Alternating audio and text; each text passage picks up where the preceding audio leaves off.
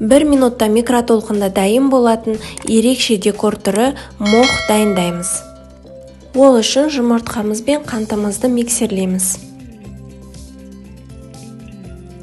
Кейін үстіне жасыл краситель қосып, тағы да миксерлейміз. Балымызды қосамыз, миксерлейміз. Қамыр қопсытқышты ұнға қосып, және де сұйық массаға құрғақ заттарымызды салып, тағы да миксерлейміз.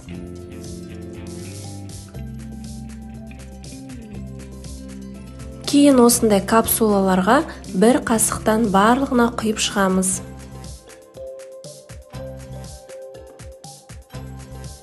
Микротолқынға 1 минутқа саламыз және де пісіреміз.